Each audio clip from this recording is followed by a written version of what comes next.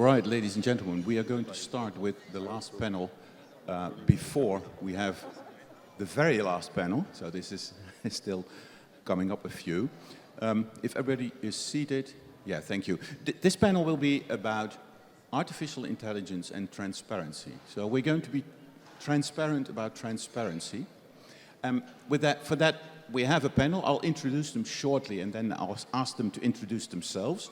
One of our panelists will be online. And what we want to do in this panel relates to, of course, transparency. What is it actually aimed to achieve? How does it relate to trust? But we confine it to the context of artificial intelligence. Artificial intelligence is becoming fairly pervasive these days, almost as pervasive as personal data is pervasive. And it has a lot of promise, but there are also downsides. And in order to achieve the benefits and avoid the harms, we also need to understand how things work. So that's what we're going to explore. We're also going to explore to what extent that requires legislation and what kind of legislation. Well, we have the AI Act in front of us, but how does it relate to other bodies of law? And we're going to look a bit into the regulatory developments, or how should we enforce this. But one of the reasons also to have a panel like this is because there may also be, due to a lack of transparency, misunderstandings, misconceptions about what AI is and does, and then it scares people, just like for those who've been around, relational databases start to scare privacy professionals somewhere back in the 80s. So is it the same or is it different? For that, we have the panel with people from a regulator, industry, academia, as well as policy.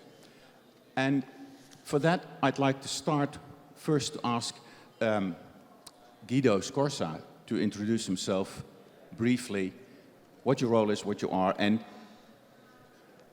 then we'll move to the next one. Please, Guido.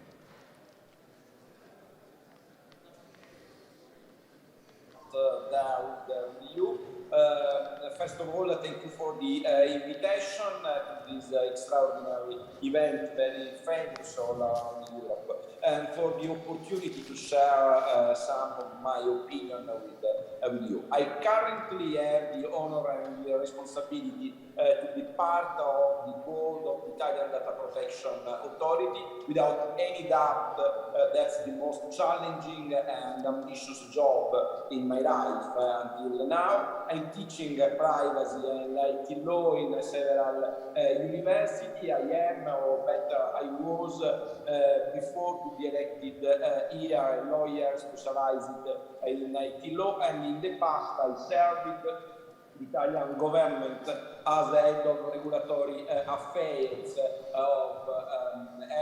and after as advisory of the Ministry of Innovation. Before to leave the microphone, let me say that I'm only a quarter of the board of the Italian Data Protection Authority. Then I will speak a personal title. The opinion is just mine. Thank you again for the invitation. Thank you, Guido. Then we'll move to the other end of the panel with Diana Calderon Mandolin. So please a few words from you to introduce yourself. I don't know. Yeah, it's working. So hi, everyone. My name is Diana Calderon. I'm working currently at Delivery Hero. I'm leading the security assurance function. I have been working in security for around 15 years now. For a brief period of time, I was working in the data protection team at Delivery Hero, building the privacy engineering function. This topic is very interesting for us, and I'm very happy to be here discussing with you guys. So thank you for the invitation. Thank you. And then our next speaker is Gabriele Mazzini from the European Commission. Please. Yes, hello everybody, and thanks a lot for the invitation for this panel. So I've been working in the Commission now 5 years. The last 3 years I worked in DG Connect, which is responsible for the AI Act. So I'm part of the team who drafted the AI Act. And before that, when I was working as a new official, I worked also in the Parliament in the Court of Justice in my early career. And I also took 9 years of, we call it CCP, Congé de Convenance Personnelle. So I was in the US and I worked for in the private sector there. Thank you. And our next panelist is Ivana Bartoletti. Thank you. Over to you. Thank you, Simon, for inviting me here. So I do basically 3 things, and that explains why I'm often confused about what I do. But honestly, I do 3 things. So one is my day job. I'm the Global Chief Privacy Officer for Wipro Technologies. It's a global company focused on digital transformation, artificial intelligence, and all that. And I'm also a visiting policy fellow at the University of Oxford. And on top of that, I am the co-founder of an organization called Women Leading Artificial Intelligence Network, where we do policy and advocacy for ethical AI. Wow, that's a lot. So let's turn to the first topic of the panel. What are we actually talking about? What is transparency? What do we mean with it? But also, what shouldn't we mean with it? What is the audience of the transparency? And what is it to achieve? Why is it beneficial? Ivana, can I ask you to give your view on that? So thank you. That's $1 million question. But I just wanted to offer some of sort of my thinking that comes from working at the intersection between academia, business, and policy making. And so the first thing that I would like to say is that transparency has to be meaningful. And a lot of the time that I hear talking about transparency is always very generic, and we say, well, you know, an algorithm has to be transparent or people have to understand it.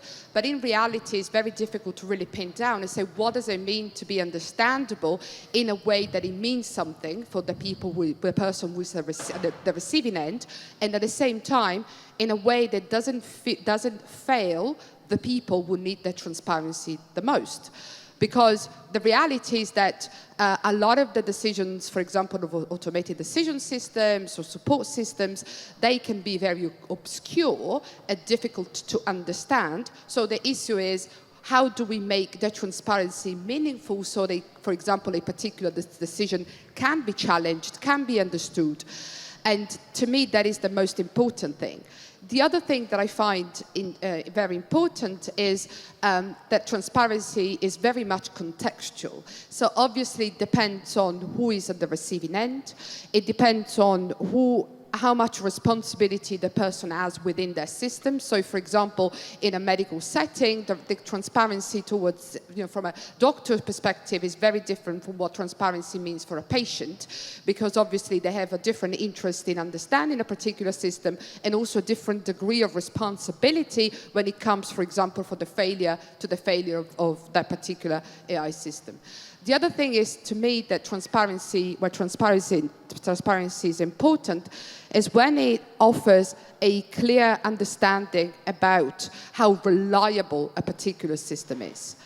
And to me, this is really important and often underestimated. And I try to do this within my company, working as a counsel when we produce AI systems. And it's really around, are we able to convey how reliable a system is? And by doing so, create that trust and that cooperation between the machine and the human, also based on a complete understanding around how much they can rely on their system. And I think this is really important. I think the debate around transparency is certainly not an easy one, and certainly intersects with many other things. For example, access rights or many other elements, and across different different tools. But I think it's a debate that we must have. Sometimes we have that debate in relation to, for example, how can we disclose an algorithm, about algorithmic disclosure. And obviously that is a very difficult topic, because the algorithm is, for a lot of companies, is their IP, is the lifeblood, is what they make money out of. So it can be a very complex argument. Nevertheless, I am very hopeful in a lot of academic research at the moment around new tools like multi-party computation to actually interrogate an algorithm without having to disclose it. So I'm also very confident in research happening, in the academic work that is happening in this field, and I think that could really help us moving forward. Thanks, Ivana. You've put in a few things I'll be quizzing you on later, but I first want to go to Diana, because how do you see transparency in practice from your more technically oriented view? Yeah, correct. I was going to mention that I don't have any academic or legal background. It's more like engineering background. So in my view, transparency is more like trying to answer some questions about the system. How the system is built, what do we really expect from the system, what are the failures of the system. It's more like a forward-looking view. And when we talk about explainability, for example, it's more like a backward-looking view. So it's basically trying to answer different questions, like, for example, how can I object a decision? What is the process to object a decision? How can I trace back this decision to understand the model? So I think if we can answer those questions, I think or I can summarize that transparency is in AI is explainable. So if we can explain what is happening, we can provide some degree of transparency. But let me just ask you one question. Explaining to whom? To users and users, to developers, for example. The developers should be able to explain how the system works to users or to implementers, for example. Implementers, they should know how the system works because basically they are taking this to offer their products or services, and they should know what is within the system, what are the requirements that these systems have implemented by the developers, for example. So I think there are different audiences involved in this whole process, users, developers, engineers, implementers. So I guess that would be the audience of the whole explainability topic. Right. Gabriele, if we look at it from more of the policy perspective, what's your view on this? Or what should the view not be, maybe? That's also a way to ask the question. Yeah, as a policy perspective, from a policy or from being a lawyer also, I always, this, it depends on the situation. But fundamentally, it depends on what you look at. I think most people attending this conference are familiar with the data protection legislation, so the GDPR, and of course there, transparency is well defined. So there's the principle of transparency. And then there is also what I would also refer to as transparency when it comes, for instance, to, those are framed in the GDPR as the rights of the data subject, like rights of information. Right? So when all the information in Article 13, 14, 15, that the data subject is entitled to is essentially a transparency. So he must be able to know how his data or her data is going to be processed. And that's a type of transparency from a policy perspective, which represents, if you want, among others, one of the building blocks or one of the elements on which the AI Act builds upon. So the AI Act also has an article on transparency. Is one of the 5 requirements, is Article here, 13. And first, this article states what's the objective. So the objective is that the system should be designed and developed in such a way so that the users are enabled to correctly interpret the system output and use the system appropriately. And then there is a number of information, detailed information, that needs to be provided or shared by the provider, so the developer of the system, to the user. And the user could be the end user, but in most cases, the user is not the end user, but is a professional user. It's like, for instance, I'm buying an AI, I'm a doctor, I want an AI, so I ask Siemens Healthcare or whoever to develop a certain system to scan certain lesion on the skin, and I'm the user, and I need to be able to use that system appropriately so that I can provide a correct diagnosis to the patient. So what the AI Act does is essentially enabling, with our system of transparency, the correct transmission of information from the provider, who has built the system, so knows it well, to the user, who is obliged to comply with GDPR. Because the user is, in most, I would say, almost 99% of the cases, also the data controller. So the patient data are given to the doctor, are not given to the developer of the AI system. Then, of course, there may be situations where, depending where the system is, is how the system is provided. Perhaps the system runs on the architecture of the doctor or architecture of the provider. So there may be situations where the provider could still perhaps the data processor. But most cases, we think the user is going to be the data controller, so the user who has an obligation to comply with GDPR, and that's why he needs to have information from the provider on how the system works so that he can appropriately fulfill his obligations under GDPR. So that's a good call out, that user can have different meanings, that the AI Act largely talks about the professional user, which in a way Diana and her teams are, in case they buy the AI and combine it with their own stuff, or when they build their AI, then they're their own user, effectively.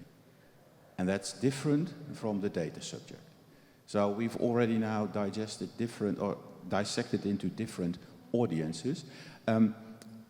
Before we go into that even more, I first wanted to go back to Guido and ask you, Guido, what's your take on transparency in the light of assessing whether what's provided is good enough or adheres to your remit as a data protection authority? Could you allude a bit to that? Hey, thank you for the question. Let me start from the end probably. Why we need the transparency? Because we need the transparency in data protection context, and today and more and more in the artificial intelligence context. Here, I think that we have to put at the center of the table that we need the transparency, because without transparency, it's quite impossible for any kind of user to take a well-informed and then a free choice in any kind of area, personal, professional, political, democratic, economic area. Then transparency, because the transparency from my side in data protection context and tomorrow in artificial intelligence context is a sort of precondition of the exercise of any kind of rights by the end users, the final users, the customer. But you asked as what transparency is in the would be in the artificial intelligence domain. Then I think, moving of course from my experience in data protection context, that we need to think, and in a certain way, that's exactly what happened with the draft of Artificial Intelligence Act. We need to think about a sort of multi-level transparency approach, from a political policy perspective. The different subjects, in my opinion, course, as the artificial intelligence developers, the artificial intelligence service provider, the artificial intelligence professional users, but professional users in the sense that the subject who use the artificial intelligence solution inside his business could be obliged to give different information to different subjects, to different kind of subject. Then, for instance, they have to give different information to public authority, different information to academia, different information to end user.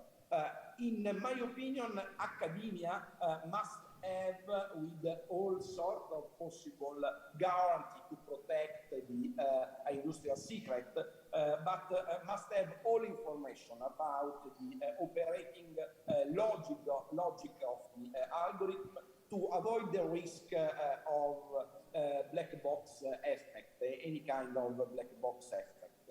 Public authorities must have all the information necessary to exercise their power in the regulatory and enforcement task, and users must be aware of the risk and opportunities associated with the use of each kind of artificial intelligence system, and must have, where they need, all information needed to exercise all rights they have. Moving from our experience in the data protection enforcement, in the GDPR enforcement, I think that we need to stop at a formal level of transparency.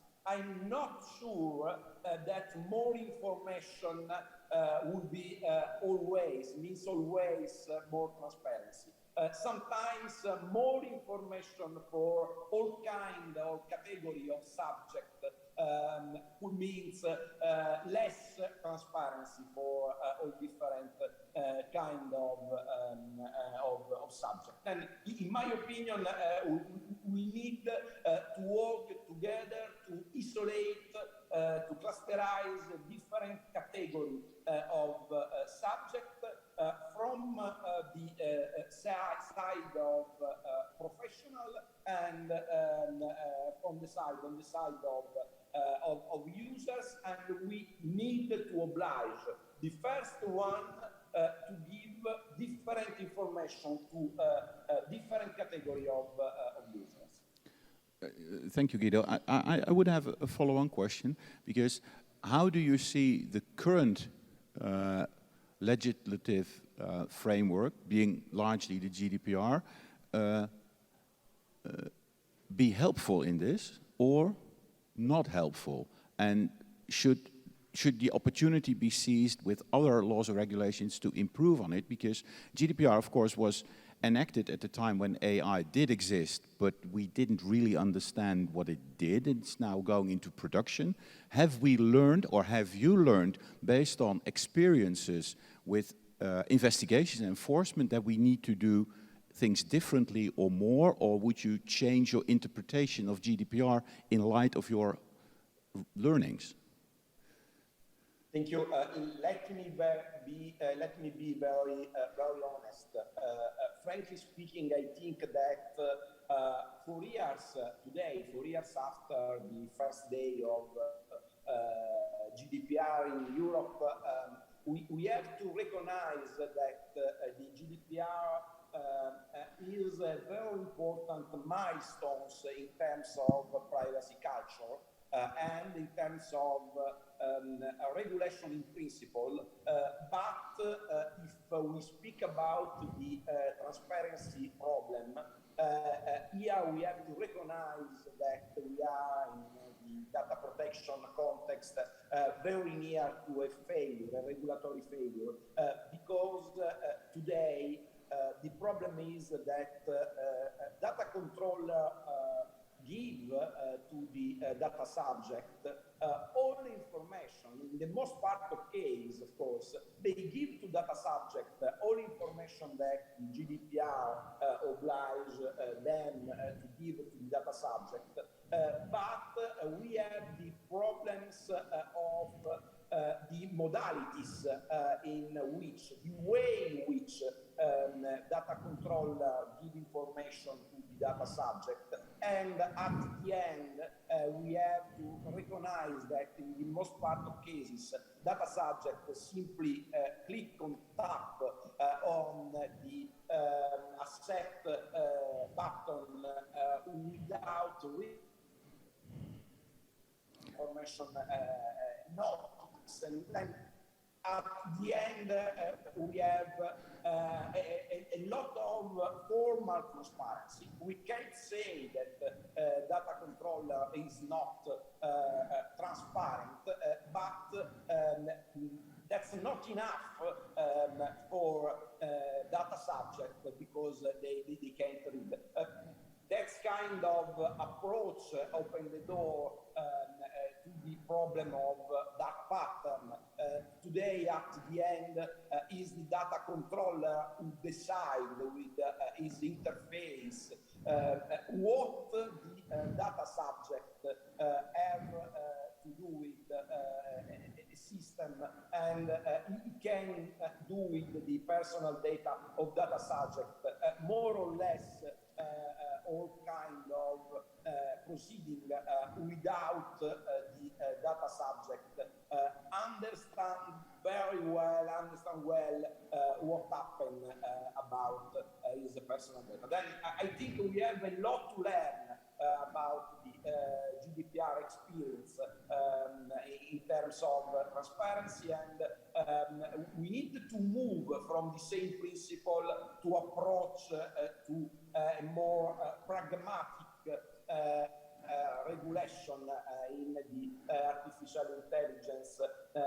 context, because I simply think that it's more difficult to explain to an end users how an algorithm works than which kind of data and for what kind of purposes and data controller proceed is personal data. Then we have to stay on the same way of GDPR, but at the end we have to turn, I don't know, on the left or on the right to arrive at a more pragmatic approach. Thanks, Guido.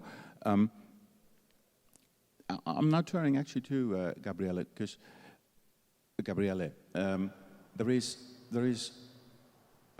apparently there are some desires to bring this closer to the user. Now you started with the AI Act, user, end user. So if we take the flow from AI as a system, and when we use personal data, it's going to be GDPR, how can we make sure, is there any regulation already which essentially says more specific than GDPR on how the AI should work? To me, it seems a bit daunting because the engineers need to understand it, but can they explain it to the end user? Who should do that, and what should be delivered, and in what detail? But maybe I can also ask the other panelists to chime in. Maybe before we go to how to regulate it, what do we actually need to do? Ivana, what's your take on that?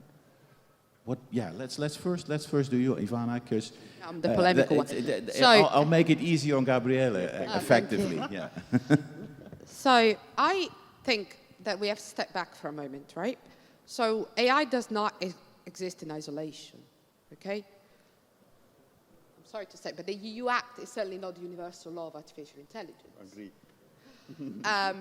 We talk about GDPR, we talk about consumer legislation, we talk about competition law, we talk about, for example, in consumer legislation, when we talk about algorithmic pricing, there is an element of transparency in there as well.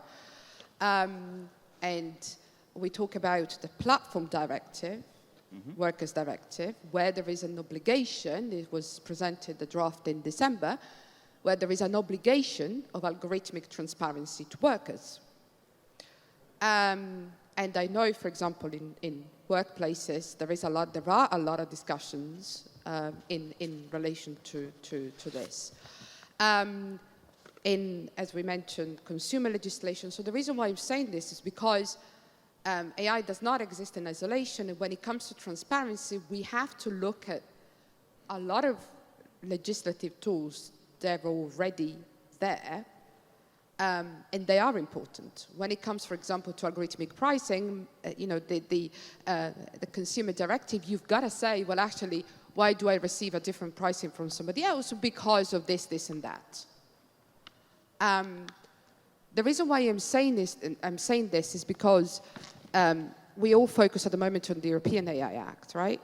But it's not the only tool that we need to talk about. Of course, the European AI Act, to an extent, expands on the GDPR because it has an impact on individuals even where no personal data is involved in AI. Because there are AI systems that have no personal data and yet do have an impact on individuals. So we could argue that the European AI Act does expand on individuals from that perspective. So I think that I am concerned about one element, right? The element I'm concerned about, and I've been concerned about this for a long time now, is it's really important that we focus on the end user, right? It's really important that we say the end user need to be able to an extent understand in a way that is meaningful, relates to them, is contextual. But to me, the end user need to understand the decision of a system for the main reason that the end user needs to be able to challenge that decision. That's an interesting criterion and outcome. That's how I see this. And to me, this is really important. And in fact, I would value the explainability, the transparency, or the interpretability of a particular system in the way that the end user is able to understand it, challenge it if needs be. And because without that, I think we are missing a trick there in terms of that trust that we always talk about in AI. So this is where transparency becomes difficult, because I always worry, how do we make that transparency meaningful? Because we don't want to see the most vulnerable in our society be failed the most, because we provide them with transparency that is actually not meaningful at all, so they can't do anything about it. So I think, but at the same time, I think I don't want to place too much of a burden on the end user and their responsibility to having to understand the system, because they may not be able to. So this is and this is where it's really important that we focus on what does the system need to achieve and demonstrate before it's placed on the market, what kind of controls does it have, so that we don't put yet again all the onus on the end user, because then, if we frame all of this in terms of, yes, the end user has a right to understand the system, yeah, okay, but then the right needs to be exercised. And a lot of people may not be in the position to actually exercise that right. So this is where transparency, I think, becomes complex. So, Ivana, I'm hearing you say a few things related to what is happening versus how it's happening versus or how can you do something about it. Those are three different elements, I would say. If we try to dissect that a bit more, because who should be addressed by what kinds of obligations? Because I can imagine that if you basically say to the builder, creator of the AI system, you need to explain how it works, then it doesn't necessarily that those who build it, in particular when it's general purpose AI, what it actually does to the individual. How can we impose the right requirements onto the right actors here? Is that something we need to do through law, through standardization, through growing pains? How should we do that? And there is now a model with the AI Act. What do you think that will achieve, the current model? Does it fit with what you just said? Yeah, I mean, that's a really good question, because I think Guido was saying, what Guido was saying was correct. You know, say there are different layers of transparency and therefore of requirements that need to be imposed at all different levels. So obviously, if you're in the terms of the AI Act, if you are a producer of AI, right, then, you know, this is where you need to have the requirements in terms of, for example, how you building transparency into the system that you create. Mm-hmm. And that means, for example, how do you create a system that enables for the access rights? You know, how do you create a system that enables, for example, to understand how a particular decision is made, to interrogate the systems? You know, how to create the capabilities within the system to then, so that is the first element. When it comes to the user of AI, then I think to me it's a matter of how do you interrogate the producer in a way that you're purchasing, you're using a system that responds to your criteria of transparency and mm-hmm. therefore, so that's, and then when it comes to the obligation that you have towards an end user, the end user, then, you know, then it's really about the plethora of right that you have through, for example, the GDPR and mm-hmm. I also think that there are some interesting things happening. So, for example, Uber. Mm-hmm. So I'm thinking, I mean, take a company like yours, right?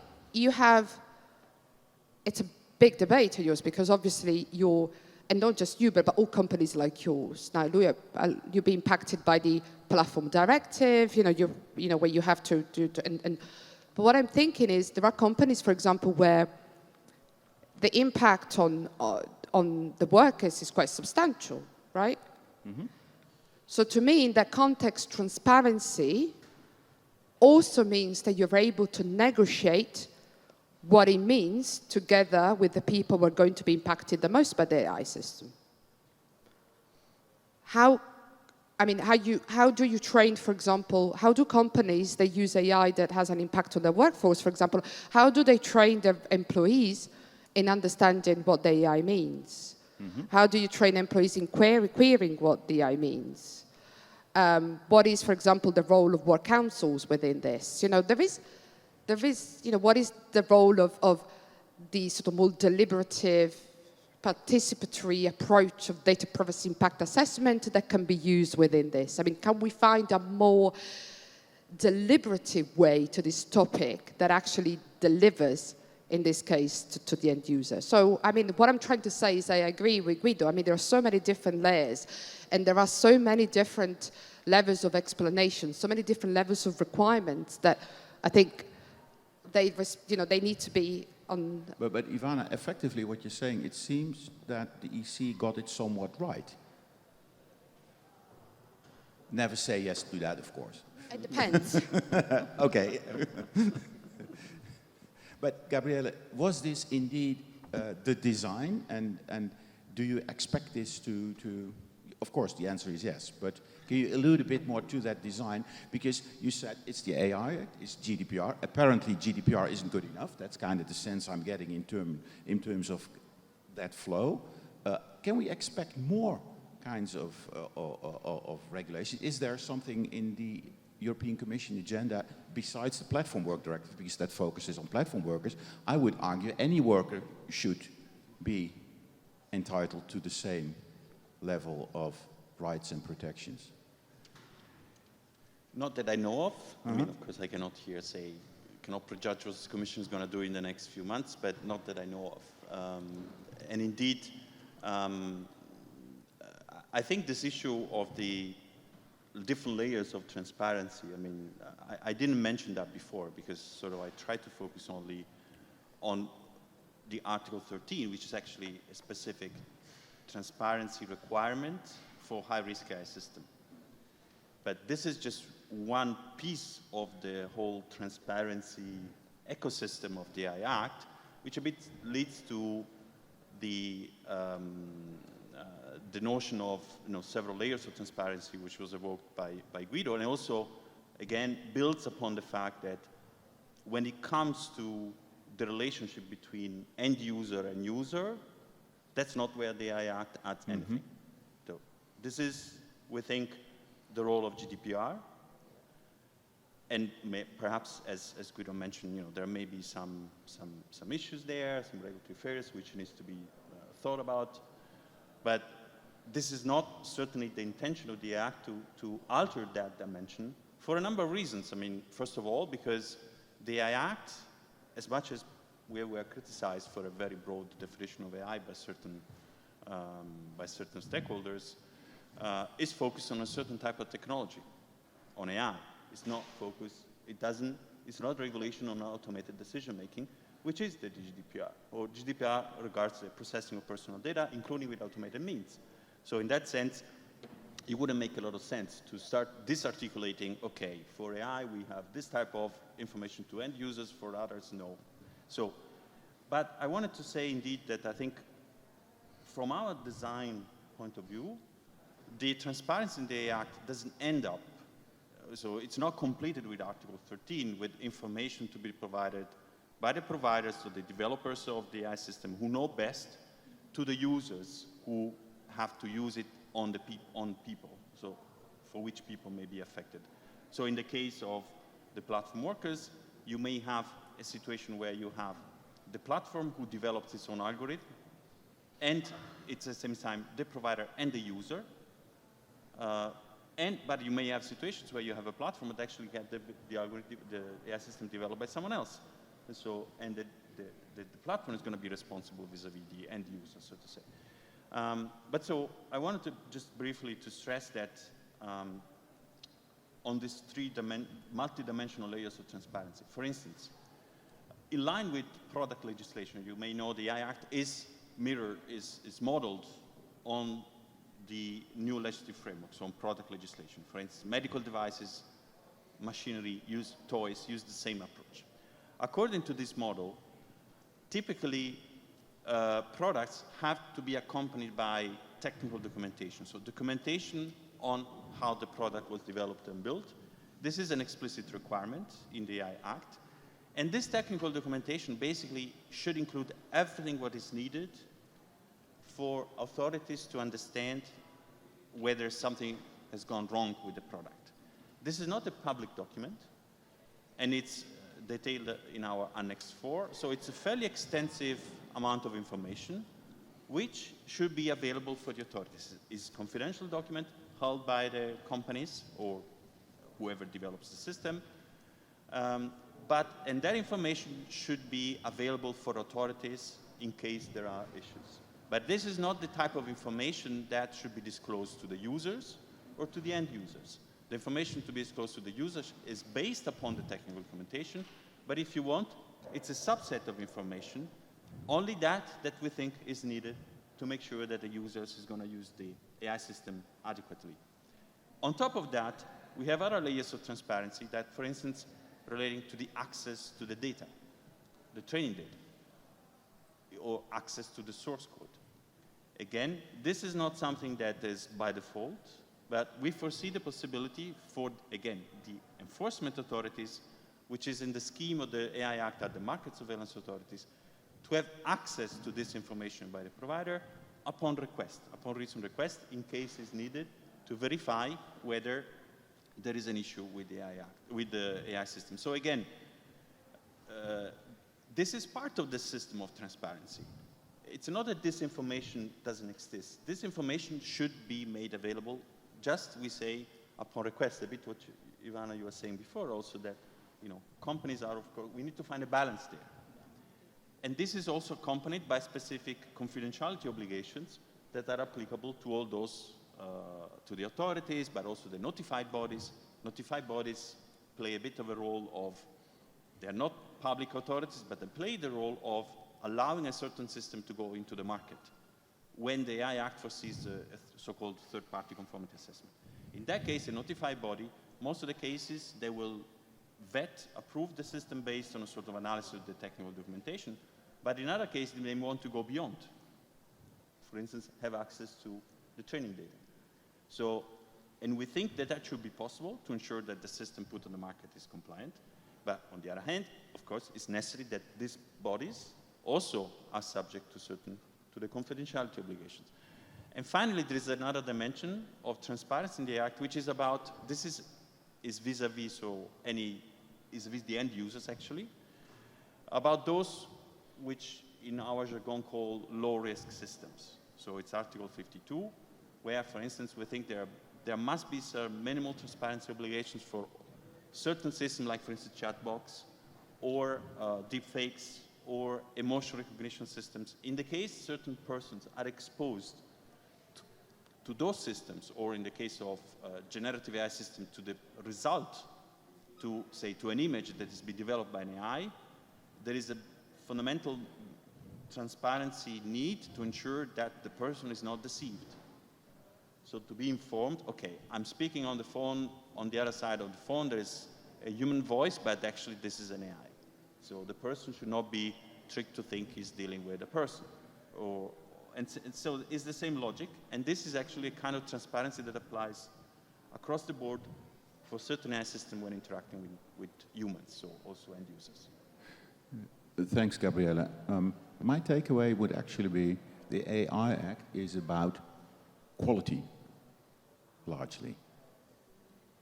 Quality? The quality of the system, which is different from when it's being used, the legitimacy of how the data is subsequently being processed. I'm going to turn to Guido in a minute on that question, but I first wanted to ask Diana, what will be the impact, do you think, not specifically to your company, but companies like you in general, to get all of this operational?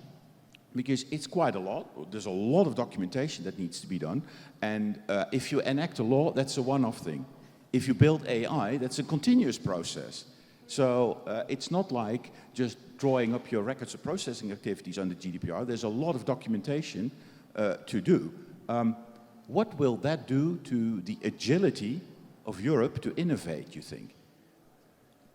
Well, actually, documentation is a very big problem in companies because usually developers, they don't like to document.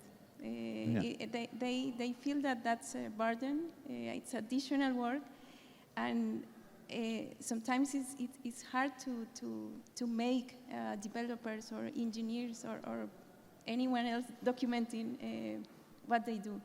And I suffer this directly because I'm in security, and from the security point of view, most of our work is having documentation to actually check what kind of security measures we can implement or not in the system. So I think the documentation part is something that we see as a compliance point of view, merely just because, I don't know, we need to pass the audit or we need to provide this information because we were requested to. But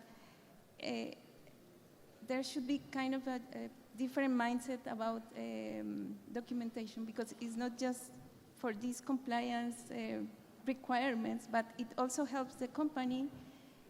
As you mentioned, it's a continual process. If we are adding more features, or if we are changing security features or any other type of features, we need some place to have that documented, not just for the developers, engineers, other areas, but to have this group of people that will translate this to the user, end users.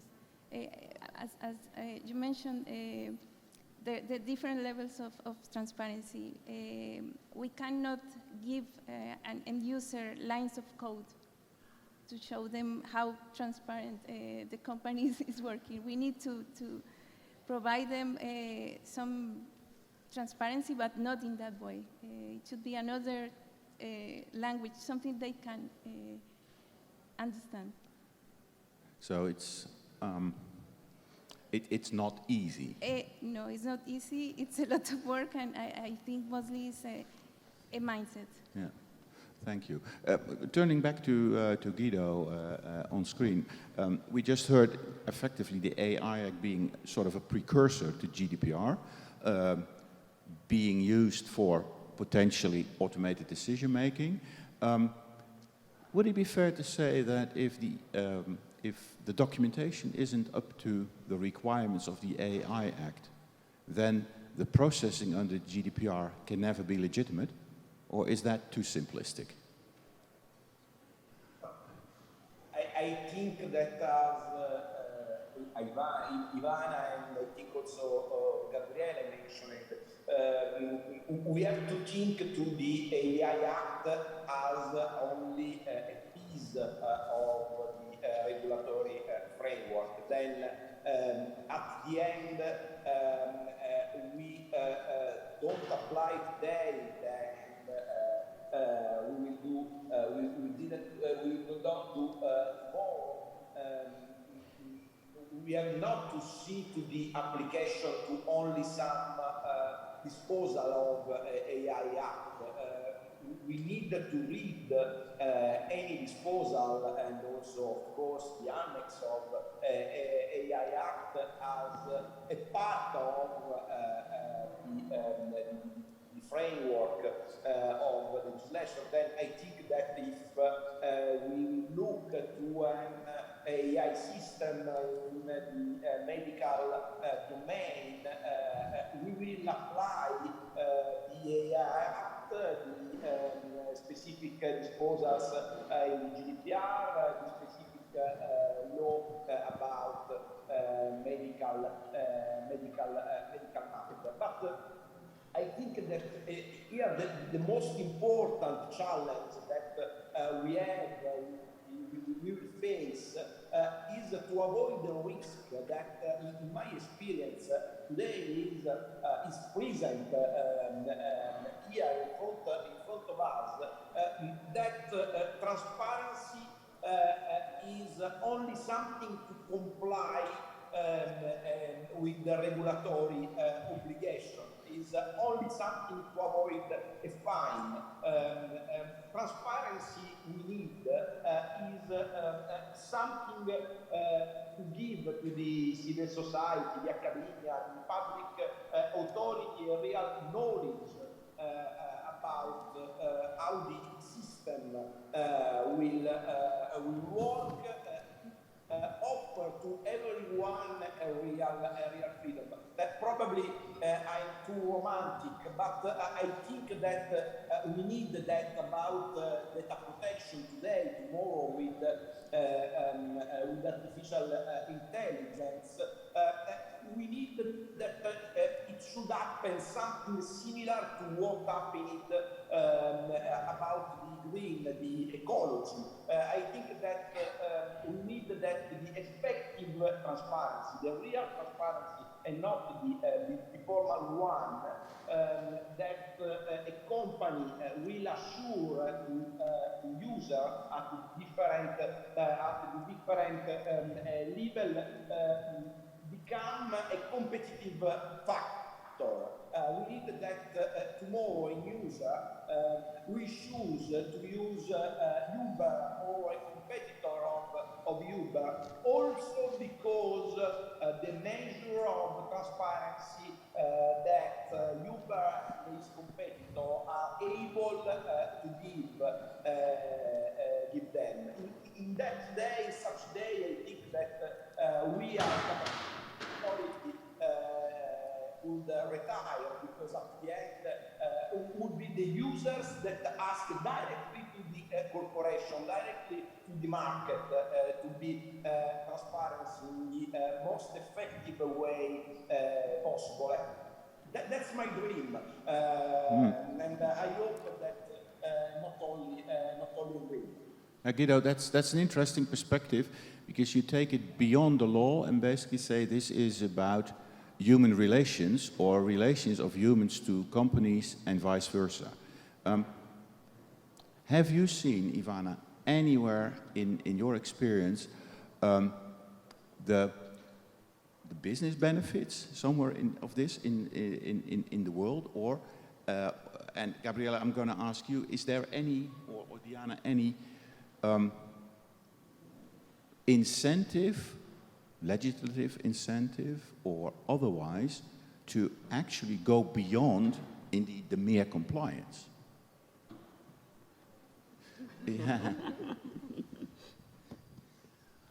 What I'm saying is, we now have a lot of laws, so the legal folks and the policy folks have a lot of messaging and massaging to do within their companies, but can you help them with messages that are of a more of a business nature rather than of a legislative nature? And I'm still going to ask you, Gabriele, whether you're able to do that. This is a tough one. I feel that, you know, you're talking to a policymaker, so my job is to do laws. Yeah, but they serve a purpose. But I feel not all laws are the same. Yeah. So I feel there is a responsibility to ensure that the laws we put in place are not premised upon, I don't trust you, so do this, and if you don't do this, these are all the sanctions, blah, blah. I would, you know, my dream is to create laws where they are premised upon the concept, you know, be aware, this is where I want you to go, I'm gonna give you a chance,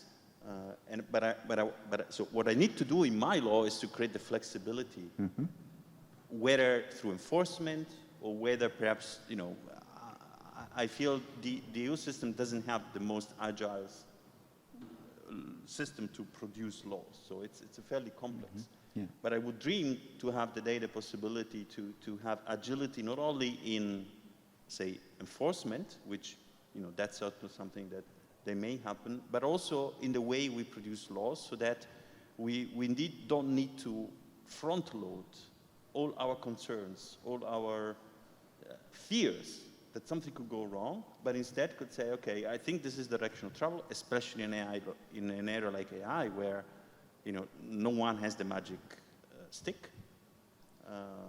It's a really complicated issue to regulate. But so let's progress together. So I don't think it's a good answer that I gave you, but no, but that's fine. We don't have. This is also to raise questions, but I'm still going to raise it to Ivana and you know, how can we do the right thing rather than being punished for doing not the right thing? What's the incentive for companies to engage in all of this documentation, this transparency? Because transparency also means that you're going to be vulnerable.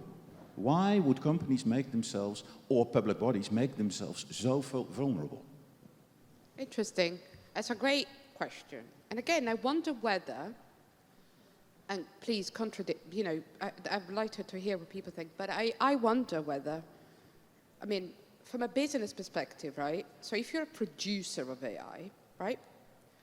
I would argue that one thing that is a big lever for you is that you want to sell your AI, which is to an extent future-proof, in a sense that it can cater for not just on legislation, but also on the increased demand for transparency that we are seeing coming from regulators, but also from civic society, right?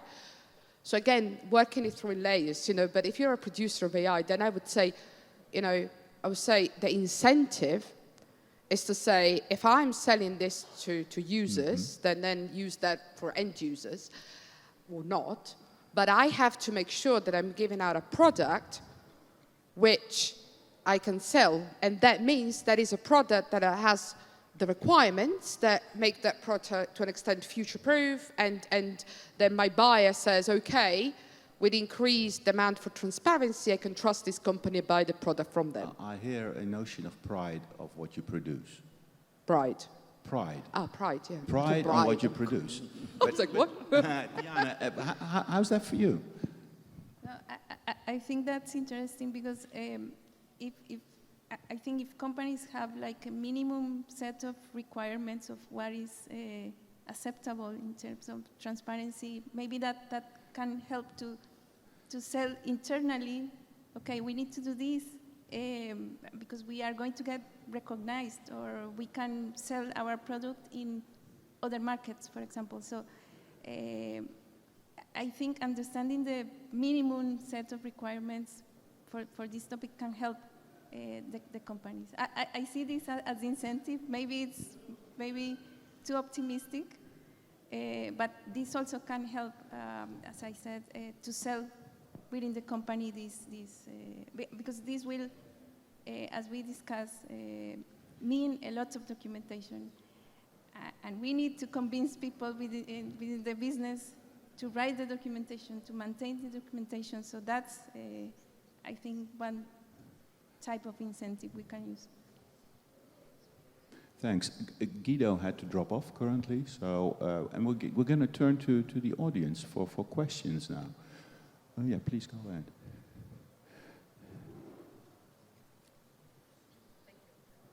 Katarzyna Szymilewicz, Panoptykon Foundation. Moving away from the very heavy documentation towards maybe simpler transparency obligations that will be meaningful for people, I wonder what the panel thinks about improving AI Act along with civil society proposed amendments. It's still in the making, so we can still do it. And integrating two things. One would be simple but meaningful human rights impact assessment done by users of these systems. So in case of Uber, I believe the company is in both roles, is developing the system and using the system. So instead of very heavy documentation or next to this, the company would also respond to basic important questions about the impact of this technology on humans, including, in your case, drivers, but also people otherwise affected by the AI system. And second element missing in the AI Act and important for people, in my opinion, is explanation for those affected in a significant way. For example, drivers who believe they lose money or they've been treated unfairly, an explanation that helps them get redress and understand what was the decision of the AI system. Would these two elements be welcomed by companies, understood, maybe help also developers understand why they produce documentation? Thank you. So, who will take? I'm not asking Gabriele to take that question, of course, because the Commission did its proposal, is proud of it, but question's still valid. So, can you? Yeah, I mean, I'm in agreement. The human rights impact assessment, I think it was mentioned by Brando Benifei, MEP rapporteur on the AI Act, on the first night panel on Sunday night. It was mentioned that he also thinks that is a big element. I don't know if there's in this room. I saw him outside. I didn't get a bribe for this, but Alessandro Mantelero, fellow Italian as well. He also has just written a book on human rights impact assessment in AI systems. And he made a really good, a very important point just now. He basically said to me, it was like, well, we don't really have a way to do human rights impact assessment as yet, We have some examples here and there, but we haven't got an operational way that we could really use and leverage that takes into account, yes, the human rights framework, but also the social consequences of AI systems in a more structured way. I think it's a really important point that he's made. He's just written a book which comes out next week, so I'm going to read it. But I think it's a really important conversation that is coming from civic society, from trade unions, from labor groups on the human rights impact assessment and importance, and they need to be into the Act. I would also add that redress is a very important issue. And I think a lot of organizations have mentioned this over the last few months, how to that is a big gap, I think, missing at the moment about how to access redress, especially for those, as you mentioned, that are significantly impacted by decision by these systems. But Ivana, I'm going to challenge you a bit on this, because human rights impact assessments, what are they supposed to deliver that engineers can work with? because, mind you, we're talking about initially a producer of a system. So what does it deliver, which isn't already delivered by other laws, like GDPR or Platform Work Directive, when the AI is being used? Because it's a system. And then applied to potentially humans. So that's Do you want to answer? No, but that's all right. No, I'm just asking you, because you were now advocating fundamental human rights assessment or fundamental rights assessment. You could argue if you do a proper DPIA, it's in there as well. Yeah. Most DPIA aren't done properly, in my view. But I agree. Yeah. And I mean, you pose a good question here. We need to, that's what I was saying, that it's important that we interrogate ourselves, you know. Do we talk about, because we've had so many terminology coming out in recent times. So algorithmic impact assessment, then of course we have the DPIA, then we're talking about human rights impact assessment. Nevertheless, I do think that there is some merit in what some countries, I think it's about 2 so far, that have said for public service, for example, administrative state, it's really important to do a human rights impact assessment before the system is rolled out, especially after what happened in the Netherlands, where 26% of 36,000 people ended up in poverty, almost killing themselves. You know, so it's. I think the advantage of a human rights impact assessment is how complete it could be compared to the DPIA or compared to, because it focuses on human rights as we see them now. But also, I think it could cover a lot of issues on the social impact that could otherwise be left out. I don't know, to be fair, Simon, how that would work, because it's something that I need to think about. And I would love to be connected with people now. I was, when Brando Benifei, MEP, said it Sunday, I welcomed that, because I was like, well, it's something really important. How we operationalize that, how we make that practical, that is something that I would welcome any suggestions from anyone. Another question. Gentleman over there.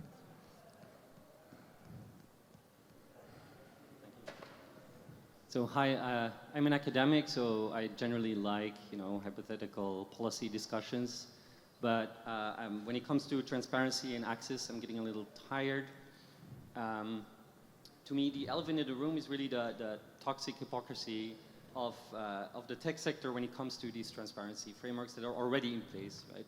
In public fora, they generally are a big fan. You know, transparency is good.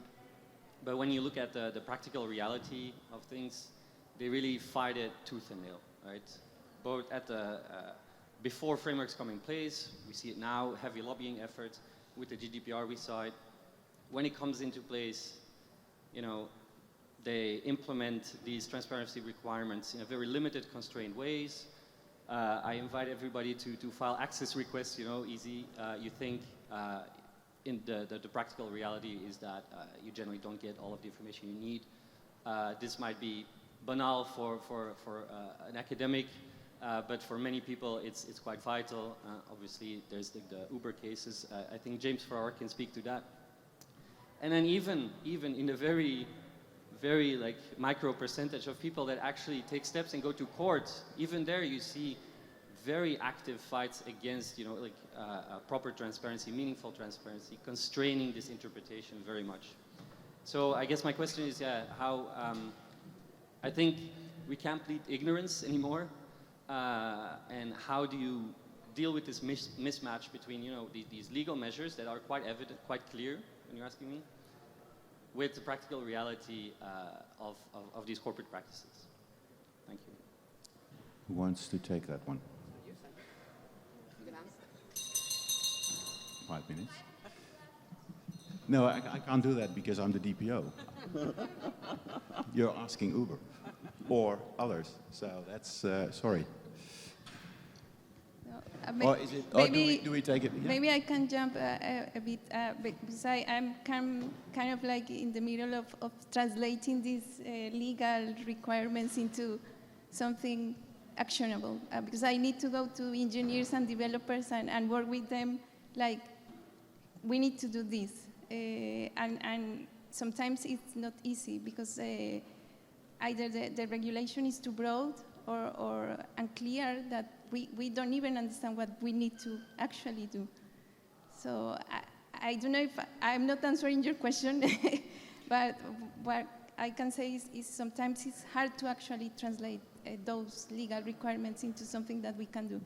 And when that happens, it's hard for us to work with engineers because they don't know what they need to do. No, I do want to say something on this. No, obviously. One of the issues, and I have already actually made the point, is that the current legislative framework of GDPR in certain instances may just not be good enough. And that's why there is still room for discussion in courts. And whether that's used or not, that's another matter. And that's exactly what you referred to James. That's what James Farrar with workers' representation is doing in court, exercising that. Now, it's tedious, it's long, absolutely clear. But it also demonstrates that there is also legislative room for improvement, also to create certainty, but also to create a level playing field amongst the competitors. And that's also a part of the issue.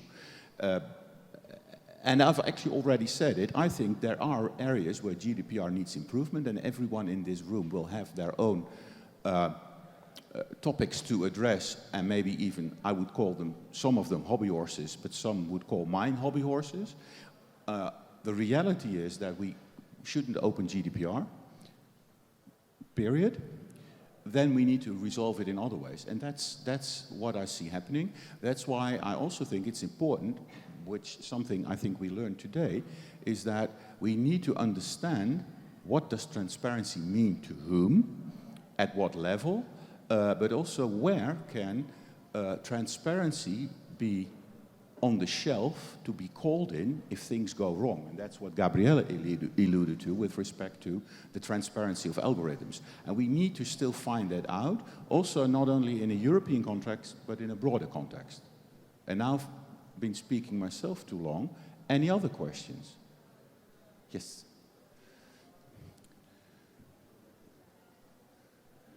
Thanks. It seems like definitely there's communication and a certain amount of collaboration that's needed to operationalize the transparency aspects of the AI Act. So I was just wondering what role we might see for regulatory sandboxes and actually perhaps experimenting together between companies, civil society, and some of the regulatory bodies in trying to figure some of this stuff out. This is fascinating as a question because everybody thinks about sandboxes in a different way, and you're putting forward that sandboxes could also be used to test transparency. Was that a thought, Gabriele? That's a great thought. That Gabriele, the Commission was also intending? Yes, the sandbox were meant, the intention was indeed to create this, for the first time to my knowledge in actually basic legal act, to create the framework for this experimentation. I mean, at least there are two components there of the sandbox. One is the really, going to the authority and giving advice. But the other is also indeed the experimentation. And that is a very important point, which, especially in the case of AI, is very relevant. And well, I just want to say here, I don't know if you've seen also the work or the French presidency in this respect. I mean, this text that would float around.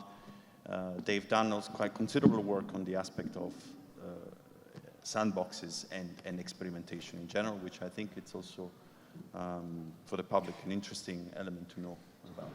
Thank you. With that, we are going to conclude this panel. I learned something. Sandboxes can be used for transparency. Thank you for that. And thank you for attending, and thanks to the panel.